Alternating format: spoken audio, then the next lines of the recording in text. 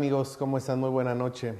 El licenciado Rodrigo Guerra Wonja, a sus órdenes, saludándolos aquí en un programa más de Derecho para Todos.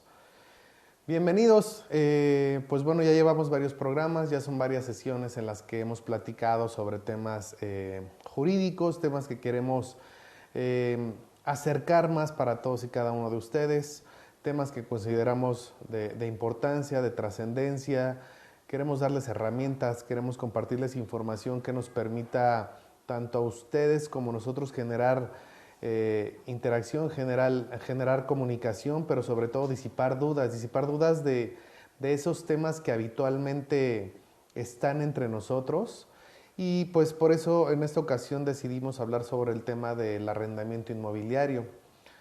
La renta de bienes, para que quede mucho más claro, la renta de casas, la renta de departamentos, la renta de oficinas. Ese es el tema que vamos a hablar el día de hoy. Pues les recuerdo todos nuestros canales de comunicación, estamos en Facebook, estamos en Instagram, estamos en YouTube. Estaremos respondiendo todas y cada una de las preguntas que ustedes nos vayan compartiendo para hacer esto mucho más ameno, mucho más práctico, por supuesto, y bueno, tratar de aclarar todo aquello que ustedes tengan en mente y que se vaya originando a consecuencia de lo que estamos platicando. Pues bueno, sin más por el momento, iniciamos partiendo de que el arrendamiento como tal lo vamos a encontrar regulado, como siempre lo mencionamos, en el Código Civil, en la legislación de cada uno de los estados. En este caso nosotros ocupamos el Código Civil para la Ciudad de México, que es el lugar en el que nos encontramos. El arrendamiento es un contrato.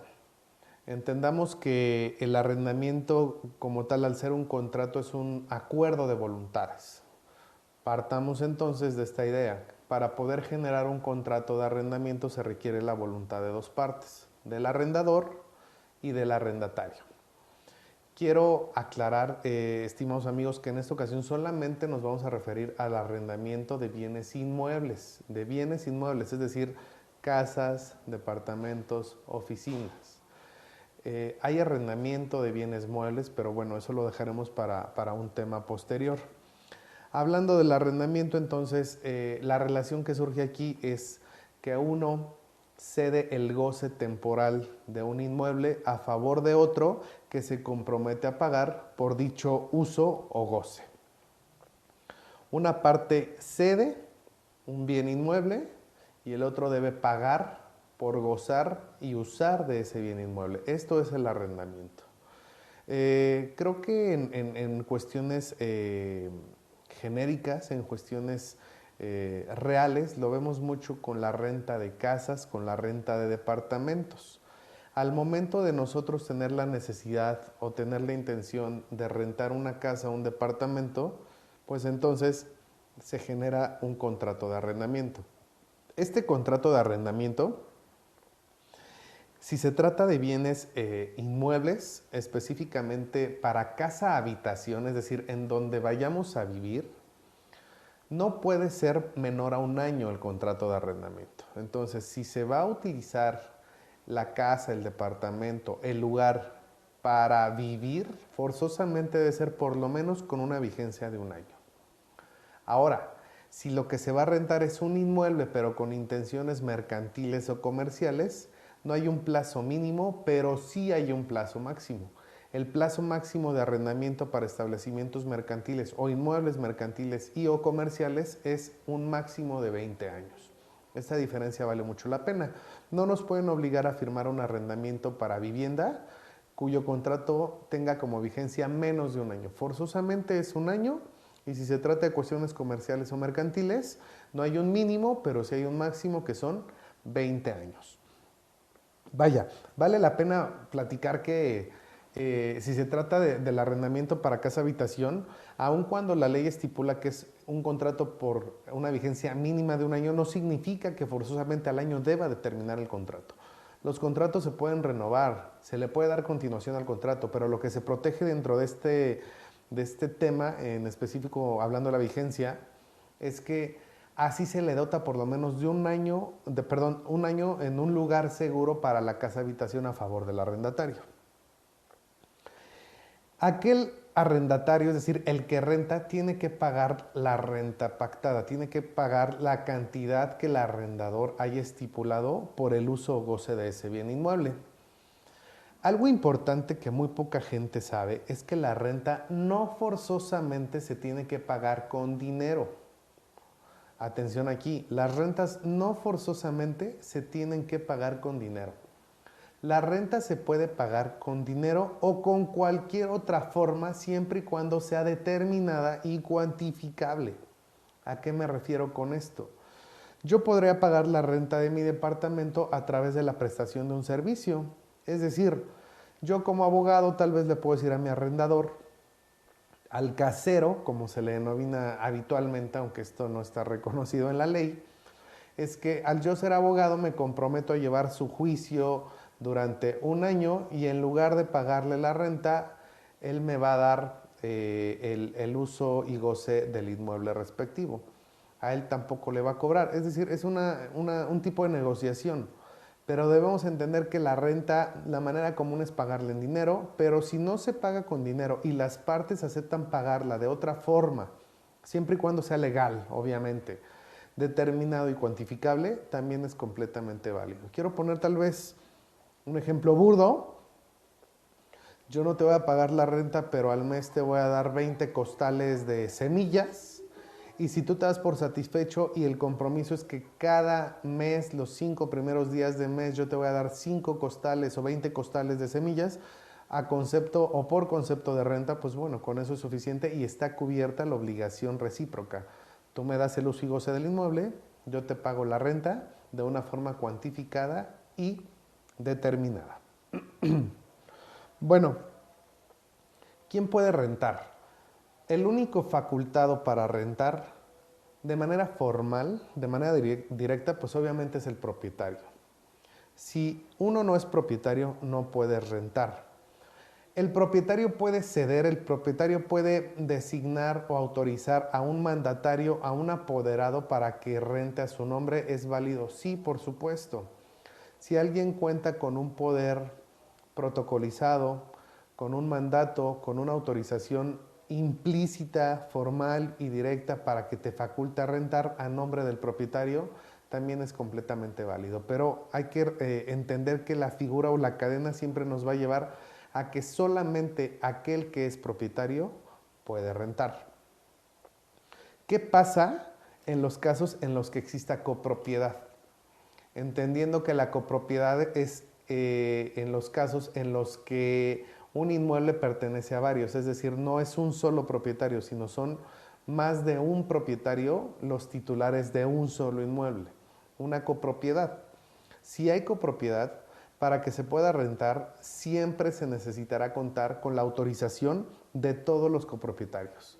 Un solo copropietario no puede rentar si todos los demás no están de acuerdo y no dan su autorización. De otra manera, entonces, ese arrendamiento pues no surtiría ningún efecto. El contrato de arrendamiento forzosamente debe ser por escrito. El contrato de arrendamiento de bien inmueble debe ser por escrito.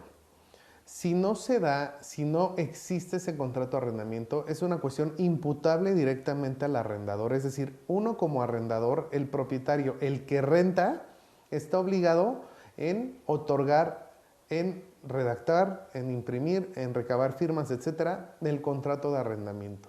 Es indispensable que el arrendador entonces siempre emite el contrato de arrendamiento para que se estipulen los derechos, las obligaciones, el clausulado, bueno, las declaraciones y clausulado correspondiente y se sepan cuáles son los alcances de esa relación que surge a través del contrato de arrendamiento.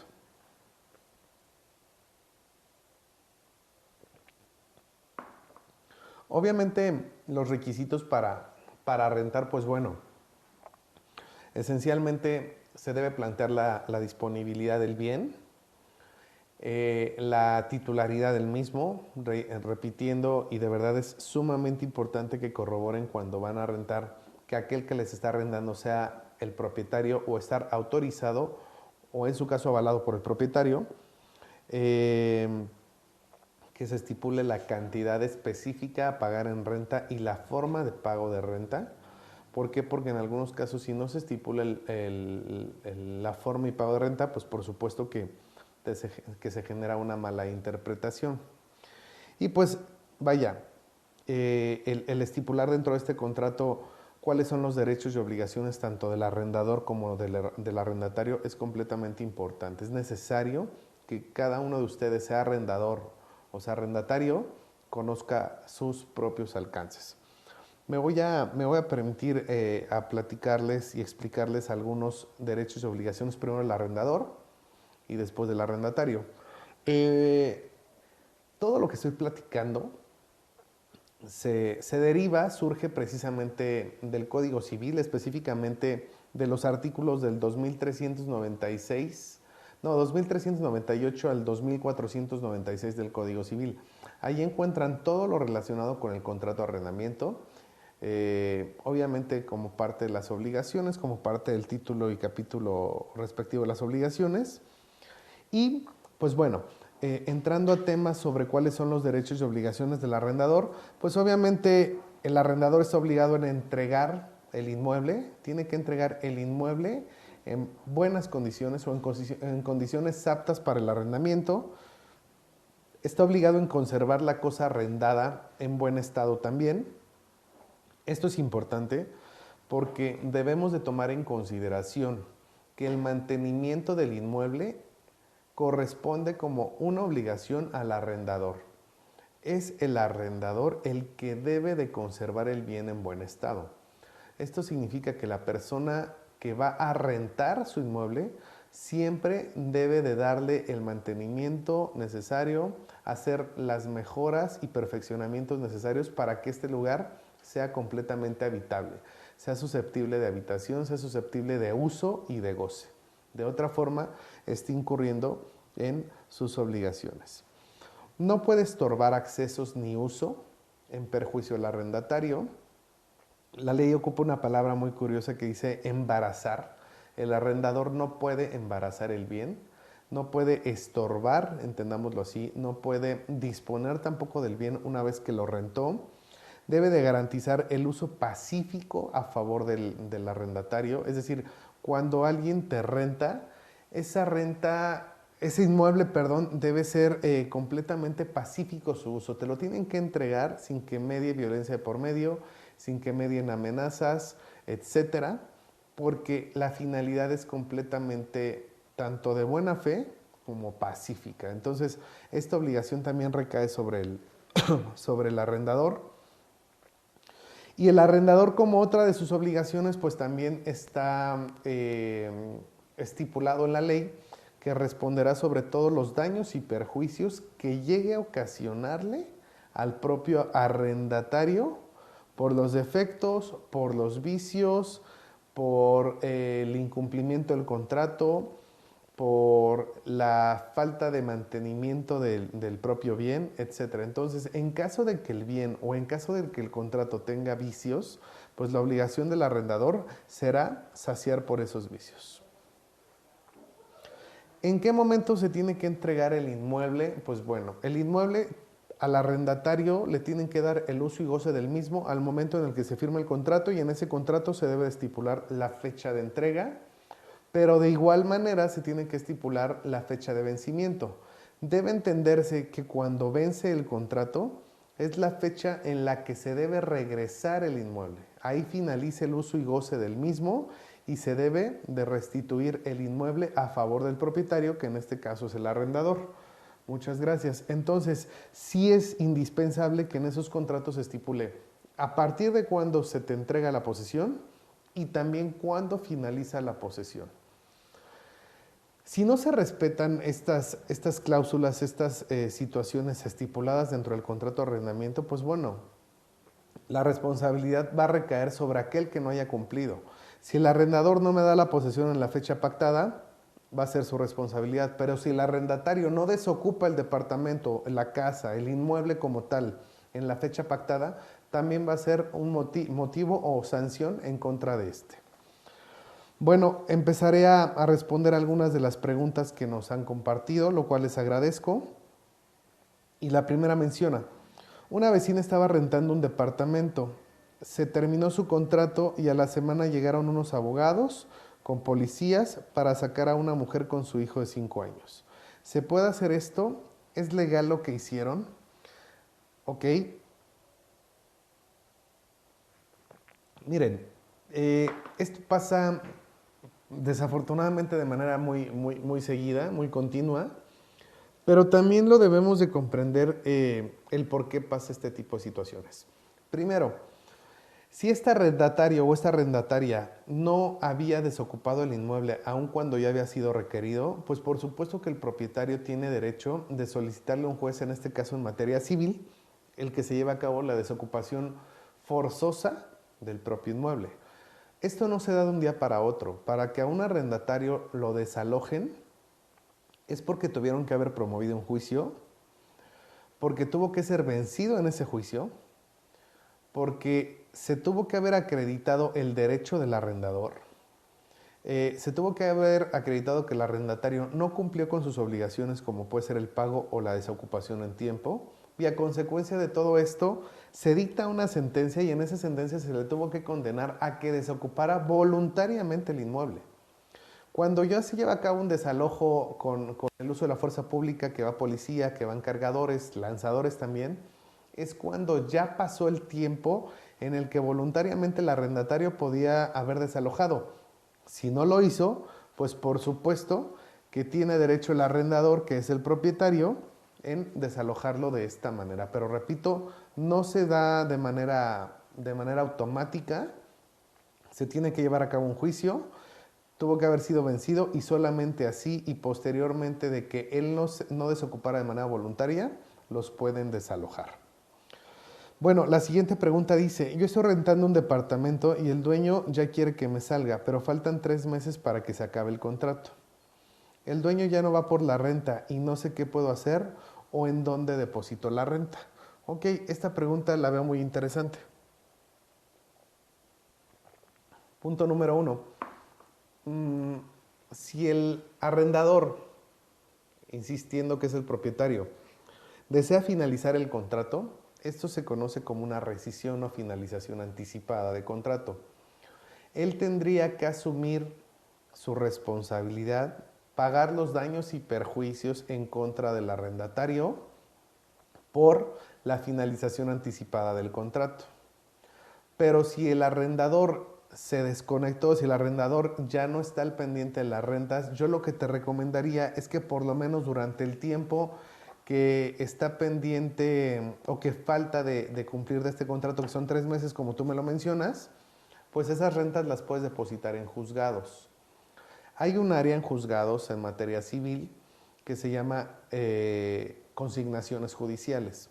¿Qué es una consignación? Es ir a depositar determinada cantidad a nombre de determinada persona, a nombre de X persona, que en este caso es el arrendador, y que él lo cobre en el momento en el que considere necesario.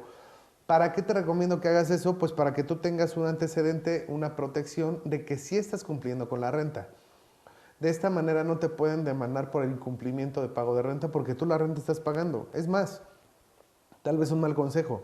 Si el arrendador no está ahí, no te han requerido judicialmente, no te han presentado la finalización anticipada o la rescisión del contrato, pues tú sigue consignando tus rentas ante el juzgado correspondiente, ante el área de consignaciones del Poder Judicial de la Ciudad de México, y así va a estar completamente cubierto o cubierta de que no te pueden iniciar un juicio a consecuencia del incumplimiento. Ojo, no significa que vayas a generar derechos, pero por lo menos tú vas a estar acreditando que estás cumpliendo con tus obligaciones. Entonces, te recomendaré que lo hicieras de esa manera.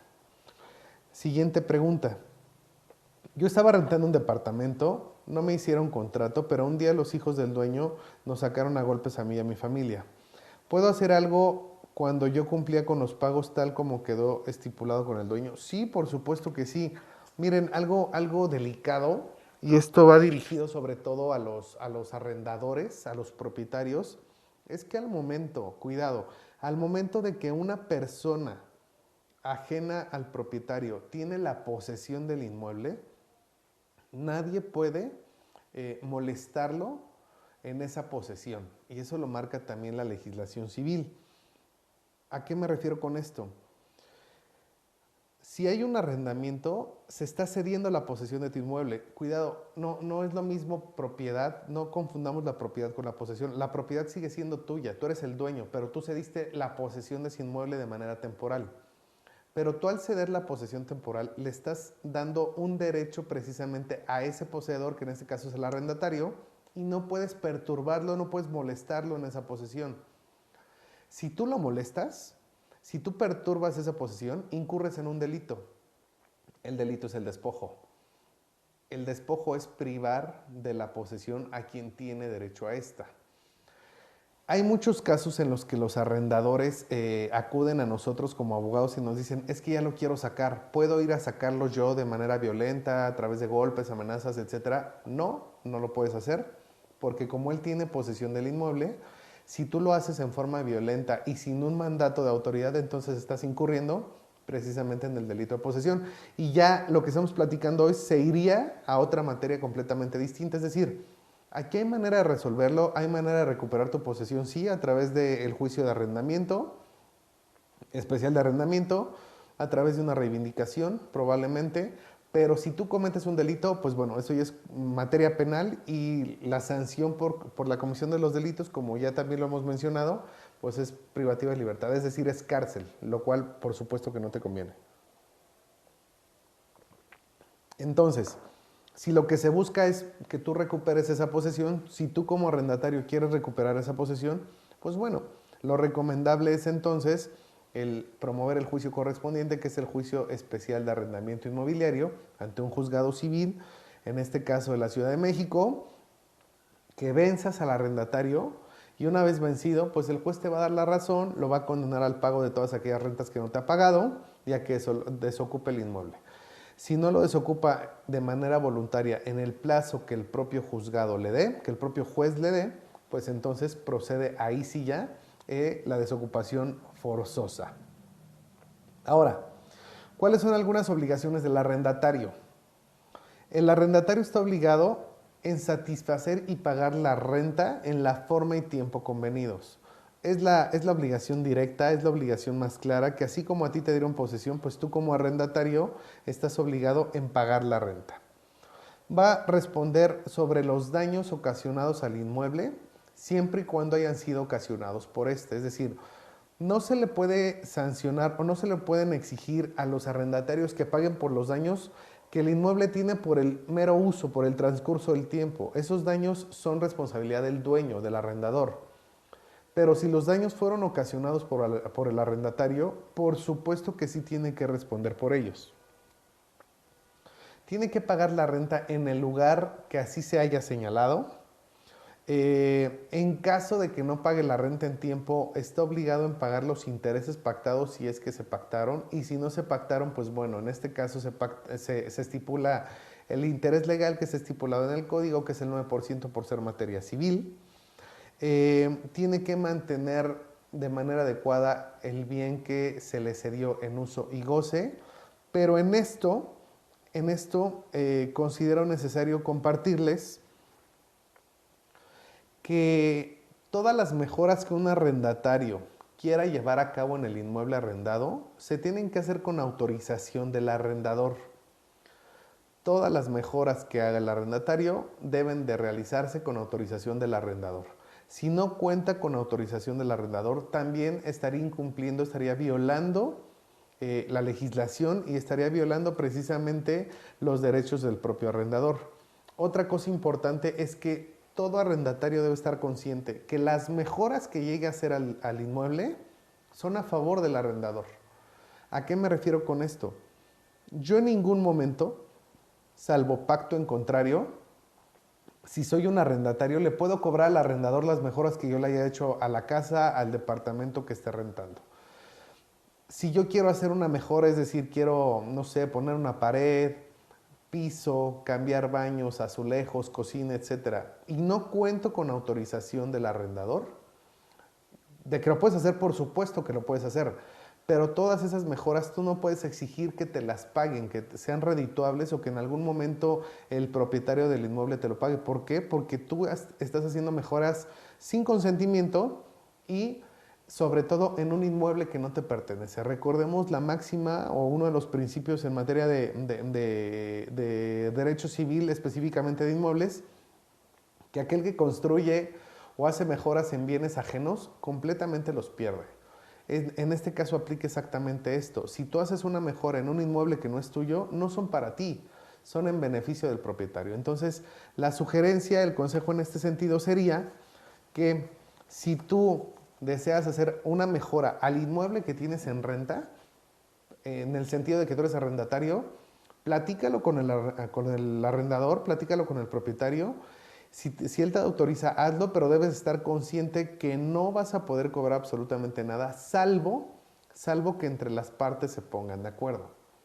Si entre ustedes se ponen de acuerdo que esa mejora se va a hacer y que cada uno va a absorber una parte, bueno, ahí sí ya es válido. Pero si tú no tienes esta autorización, pues por supuesto que no puedes hacer absolutamente nada. Espero que esté quedando claro lo que estamos platicando. Solamente recapitulando, platicamos de la definición del arrendamiento. Mencionamos también que el arrendamiento sobre bienes inmuebles para casa habitación es con una vigencia mínima de 1 año. Si se trata para establecimiento mercantil o comercial, no hay una vigencia mínima, pero sí hay una vigencia máxima que son 20 años. Forzosamente no puedes celebrar un contrato de esta índole por más de 20 años. El arrendamiento como tal cede el uso y goce del inmueble, pero a cambio del pago de una renta. La renta la tienes que pagar en tiempo y forma, pero esa renta no forzosamente se debe pagar en dinero, sino que se puede pagar de otra forma similar, siempre y cuando sea cuantificable o, en su caso, cuantificado. Algunos otros derechos y obligaciones que platicamos, tanto el arrendador como el arrendatario, pues bueno, nos permiten precisamente darnos cuenta de qué se debe estipular en los contratos. En esos contratos se debe estipular si el inmueble a rentar, la cantidad en renta que se debe de pactar, la vigencia del contrato, la entrega de posesión tanto al inicio del contrato como a la finalización del mismo, para qué se destina el inmueble, que puede ser casa habitación o establecimiento mercantil, pero además de esto se deben de plantear si es válida o no, por ejemplo, el subarrendamiento, que es una figura que también puede derivar del arrendamiento y que en muchos contratos se da, en otros contratos no se da, está prohibida, y me refiero al subarrendamiento como la figura a través de la cual un propietario, que es el arrendador, le renta su inmueble a un segundo, que es el arrendatario, pero si en el contrato está establecido que este arrendatario puede subarrendar, significa que ese arrendatario puede rentarle a un tercero. Esto es válido en algunas ocasiones, no en todas. Debe de quedar completamente estipulado si es válido o no subarrendar. ¿Por qué? Porque si no es válido, pues entonces el arrendatario no puede rentarle a otro. Les platico un caso muy común. Aquellas personas que rentan una casa o un departamento, pero que de repente, sea por economizar, sea por convivencia, sea por gusto, le rentan a otro una recámara. Si lo están haciendo así, es decir, si yo como arrendatario le digo a un amigo o a un familiar, oye, vente, tú ocupa una recámara y tú me vas a pagar a mí determinada cantidad y yo a su vez le pago al dueño, pues está subarrendando. Eso está prohibido siempre y cuando no se haya estipulado en el contrato. El subarrendamiento es un motivo para que finalice y para que se rescinda el contrato de arrendamiento. El subarrendamiento no en todos los casos es válido o no en todos los casos es sano. Por eso es recomendable que tú lo revises con tu arrendador, que revises el contrato de arrendamiento para saber precisamente en qué casos tú podrías rentar o en qué casos no podrías rentar. Dentro de tu contrato también tenemos que estipular, o también se debe estipular, el que no puedes hacer o cometer delitos dentro del inmueble, porque también tú tendrás que responder por la comisión de estos. Tienes que estipular de la misma manera que en caso de que dentro del arrendamiento se vaya a generar o se vaya a utilizar para fines distintos al arrendamiento, pues bueno, la rescisión se va a dar de manera automática y esto es también para proteger el propio inmueble. La protección del propio inmueble significa entonces que no puedes destinar el uso del mismo para cuestiones completamente distintas a las que están pactadas. Es muy importante que al momento de que tú rentes o al momento de que te renten un inmueble, ese contrato sea leído, sea detallado. No te aseguro que lo puedas negociar, no te aseguro que puedas pactar o modificar muchas cláusulas, pero sí que tengas en mente precisamente cuáles son los alcances de este dicho contrato. De otra forma, pues bueno, a la postre puede generarles conflictos, incertidumbre también, malos entendidos, y este tipo de situaciones siempre llegarán a un juicio. Desafortunadamente, si no lo saben resolver o no lo saben manejar de una manera más sana a través de la conciliación o de la mediación o sobre todo entre ustedes. ¿Qué más vale la pena platicar sobre el arrendamiento? Cuando se genera el contrato de arrendamiento, dentro de este contrato de arrendamiento, independientemente de los requisitos que te piden a ti como arrendatario, pues ya algo también muy común, al ser parte de los contratos, al ser parte de las obligaciones, se tiene que estipular y comúnmente se estipula un aval, un obligado solidario, entendiendo que esta persona que funja como aval o como obligado solidario va a responder de manera igual, cual si fuera el propio arrendatario, del incumplimiento de rentas y de los daños y perjuicios que se ocasionan. ¿Para qué se hace esto? Pues obviamente en beneficio del arrendador. Lo que se busca es tener certeza y tener a un sujeto adicional que te cumpla con las obligaciones sí y solo si el arrendatario no lo hace. Entonces, siempre como arrendador te recomiendo que agregues un aval, un obligado solidario en tu contrato de arrendamiento, pero que este aval u obligado solidario te garantice tener la capacidad patrimonial o económica de cubrirlo. ¿A qué me refiero con esto? Es por eso que en los contratos vemos que al aval siempre se le pide una escritura pública de bien inmueble, libre de gravamen, el certificado de libertad de gravamen expedido por el Registro Público de la Propiedad y de Comercio de la ciudad, etcétera. Esto es, repito, para darle protección al propio arrendador. Y el arrendatario deberá estar consciente que aquel que le ayude como aval, aquel que se presta a hacer su aval o su obligado solidario, pues bueno, lo está haciendo de muy buena fe. Y lo que menos se recomienda es dejarlos ahí colgados, dejarlos con el cumplimiento de las obligaciones cuando los primeros no pudieron llevarlo a cabo. Para que te puedan pedir que te salgas de un inmueble por una rescisión anticipada, la ley marca un plazo, es decir, no puede llegar tu arrendador y decirte, oye, tienes que irte el día de mañana, tienes que irte en 10 días. No, la ley marca un plazo estipulado.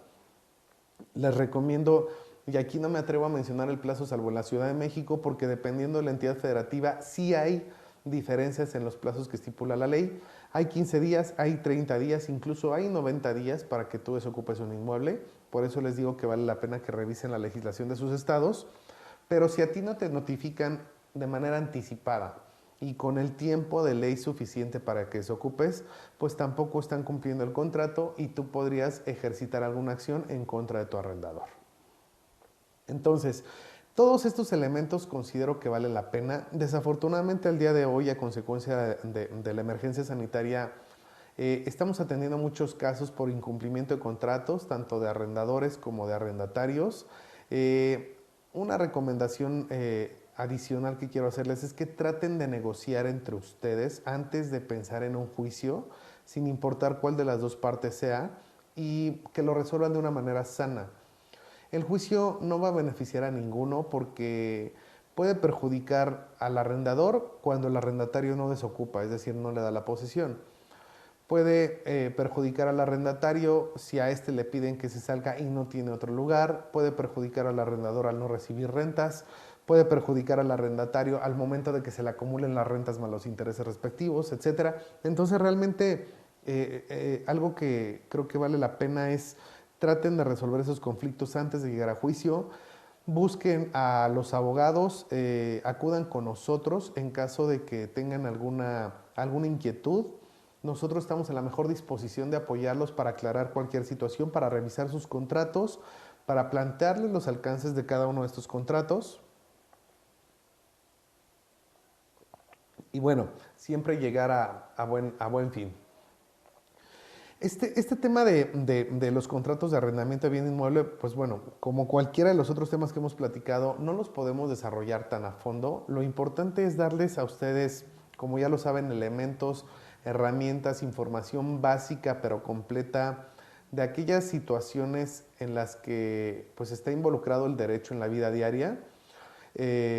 Y bueno, la finalidad también es el que ustedes, en caso de que tengan una situación relacionada con los temas que abordamos, pues bueno, nos la compartan.